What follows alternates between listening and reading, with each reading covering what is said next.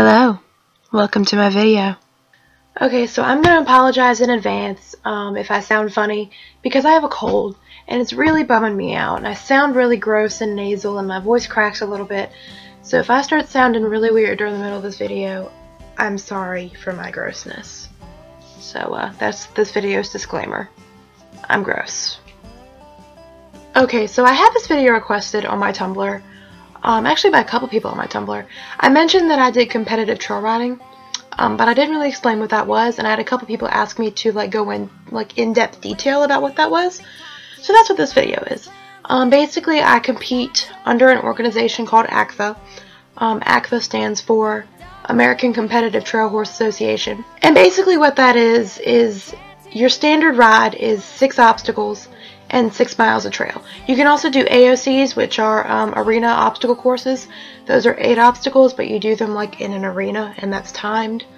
A CTC, competitive trail course, right? Competitive trail competition, is actually on the trail, and you are riding the trail, and you're encountering these obstacles as you ride, and that's what a CTC is, and that's what I do. Combining all the horses that I've competed on, I've actually ridden in 14 or 15 ACTHA rides, and I've also hosted one. So I do really know the ins and outs of what an ACTHA ride actually is. The whole point of ACTHA is to test your horse's ability as a trail horse, and it really helps correct the misconception that trail horses just have to poke down the trail, because there's so much more to it. ACTHA is open to any rider, any discipline, any horse. You can go in there in an English saddle, you can go in there in a Western saddle, Aussie saddle, doesn't matter. You can go and compete. It's a really, really friendly atmosphere. I am not a competitive person. I really don't have a desire to go into show rings and gate around in an arena. Or even just normal shows. That's just not me. I don't like that atmosphere. I don't like the, I hate you, you're my competition type thing. ACTHA rides aren't like that. There's a lot of socialization. You're gonna make friends if you go and compete under ACTHA. It's a really cool experience. If you win, that's awesome. Everyone's happy for you. If you lose, the people that won will give you tips on how to win next time. It's a really cool atmosphere. It's really something that I enjoy. I love the people I meet through ACTHA. It's just a really cool thing to do with your horse. So camping is a huge part of ACTHA. You don't have to by any means, but I think you're missing out on a lot of socialization if you don't camp, because everybody camps. So basically what happens on an ACTHA ride is, you get on your horse, you go through the start gates, they check you to make sure you're not wearing any illegal tack, which I'll get into what is illegal in a minute, and they send you down the trail. And the standard is 6 obstacles and 6 miles. You can get up to 10 obstacles and 10 miles, I think is what they've changed the rule to now, but typically it's going to be 6 obstacles because it's hard to find 10 judges for every obstacle. Everyone who works at an ACTHA ride is a volunteer, even the hosts. All the proceeds from these ACTHA rides go to a charity of the host's pick. So everyone's a volunteer, and that's what's really cool about it, but it also sucks when you're a ride host because you have to find people who are willing to sit at these obstacles and judge up to 100 horses and riders for free. So that's the difficult part of ACTHA. Anyway, back to my point, what I'm trying to say. I babble a lot. You've got your 6 obstacles and 6 miles. The ride itself is not timed. If you want to poke around on your little Western Pleasure quarter horse and take as long as you want to get from obstacle 1 to 2, do it. The obstacles themselves are timed. So you can take 3 hours. I really don't recommend you do that. But you can take 3 hours to get to the first obstacle.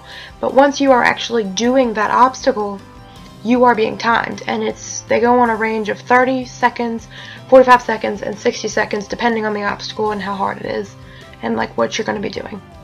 ACTHA's website has a list of obstacles that are approved that you can see on a ride, and there can be any variations of that, if a bridge is one of ACTHA's approved obstacles. So you can just cross the bridge. That could be an obstacle. I actually used that in one of my ACTHA rides for the pleasure division. But for the open division, which is the hardest division you'll find in an ACTHA ride, open had to go up, pick up a stuffed animal, which is a wounded animal that you find on the trail, put it over their horse, walk across the bridge, and then side pass over to a pole and put the wounded animal down.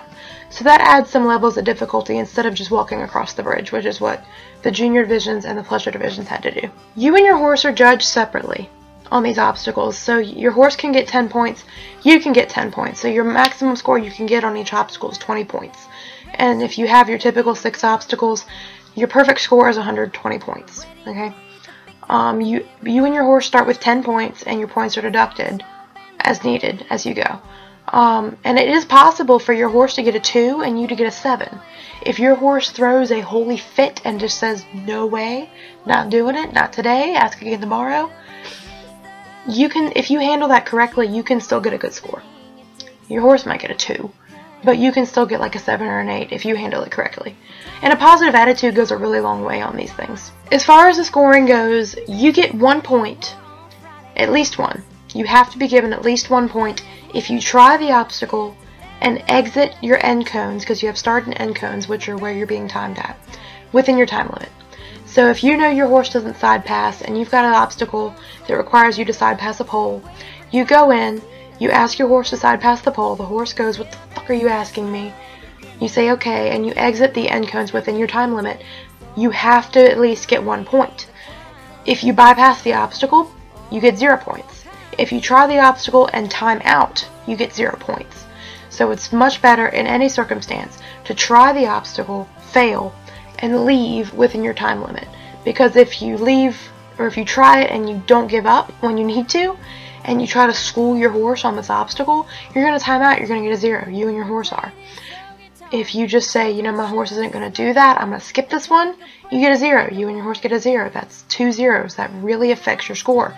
If you try it and leave, you at least get a 1-1. It's better than 2 zeros.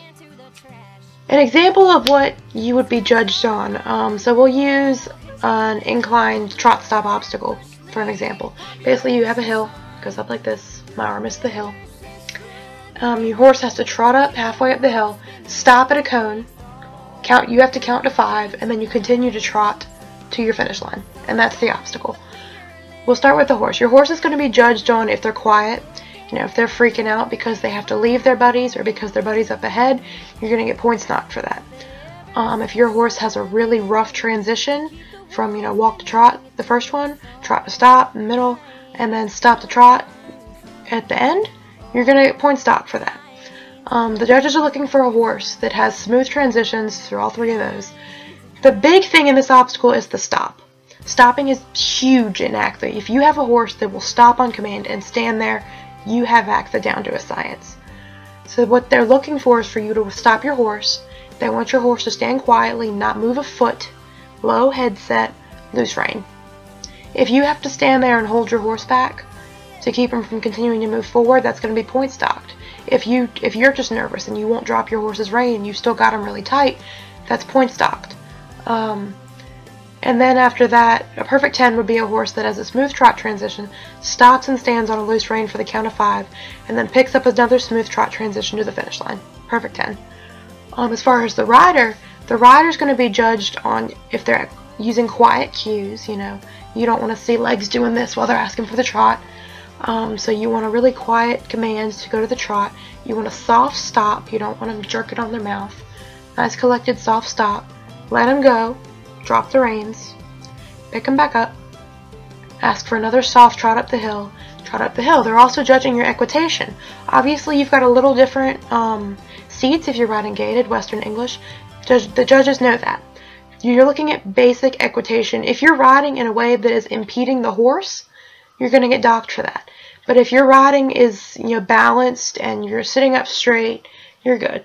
Going uphill, they're going to be looking to see if your balance is up to get off of your horse's hind end, and that's what you're going to be judged on. Perfect 10 for the rider would be a rider who sits up off their horse's butt while they go up the hill, asks quietly with their legs without using spurs to ask for the trot, collects the horse quietly to a stop, and then another quiet trot transition to the finish line, and that would be a 20 for horse and rider. And that's really what the judges are looking for on all these obstacles. For the technical ones, they're looking for soft cues, they're looking for a responsive horse, and a horse that isn't, you know, panicking over whatever. The different types of obstacles you can get in ACTA really vary. Like I said, the website, which is acta.us, has that list of obstacles that you may see, but you can still contact ACTA with a different obstacle and get it approved, and you can use that in a ride. They range. You have to do technical obstacles, which are side passes, stopping, backing up, transitions, that sort of thing. you have your spooky obstacles, which they're testing if your horse will walk up to that big scary thing. A couple of you guys know I've done 2 Act the Rides where Kenny Harlow was the host. And he has an obstacle whose name is Larry. And Larry scared Bella shitless. Where Bella just said, no, no, no, no. And Bella's not a spooky horse. But it was what Larry is he's a dummy. And, you know, he's got cowboy clothes on. The obstacle was we had to walk up to him and shake his hand. I didn't actually get to that part. But, he's sitting on a horse. And the horse is a fake horse. But it's got its ears pinned back. And it has no legs. And it's very obviously a horse. So Bella's looking at that horse like, oh my god, he doesn't have legs. If I go over there, I'm not going to have legs. No way in hell. So that's how that obstacle went for me and Bella. But that's an example of a spooky obstacle. And you'll get things like... You'll get things like balloons thrown at you. You'll get... you have to walk over like plastic bottles. There's a lot of different spooky things you can use. In the trail challenge at the Pennsylvania Horse World Expo I just came home from, Kenny Harlow also hosted that one. And he had motion-activated singing fish that the horses had to go past. It was really funny. But that's the kind of desensitizing obstacles you'll find. So you've got technical, you've got desensitizing, then you have your fun obstacles, where there may not be a point to them. Logistically, like, some of them you can see, well, you're simulating your horse walking through vines with a cowboy curtain. You're simulating walking through water by walking over a tarp. Some of them are just for fun. I can't really think off the top of my head an example of that. Oh, carrying an egg on a spoon. I saw that one at another Kenny Harlow ride, you figure. You had to go up to a cone, pick up an egg on a spoon, back up, and put the egg back on another cone. There's no point in that one. I mean, you're testing how cleanly your horse will back up. So there's the point if you have to find one. But really, that's just a fun obstacle. And they're just there to be entertaining. Alright, so all that's covered. What else? Stuff that's illegal. Let's go over that. There's a lot of tack that you can't use in acts, and a lot that you can. I'll just go through the list. Martingales. Any kind of martingale is not allowed. No tie downs. Nothing connecting the horse's head to their chest. There's no illegal bits. You cannot ride in just a halter. You can't just take your nylon halter, leather halter, rope halter, throw it on your horse and use that to control your horse. You can use a Pirelli rope halter. You can use a Stacy Westfall rope halter if they are advertised as a side pull. They have to be advertised as a bitless bridle for you to be able to ride in them. I can ride in my Dr. Cook because it is a bitless bridle. But you can't just take your nylon halter, throw it on your horse, and say, this is how I'm riding. You have to wear a saddle. There's no bareback. You can't wear bareback pads. None of that. Sports medicine boots are okay. Protective hoof boots are okay.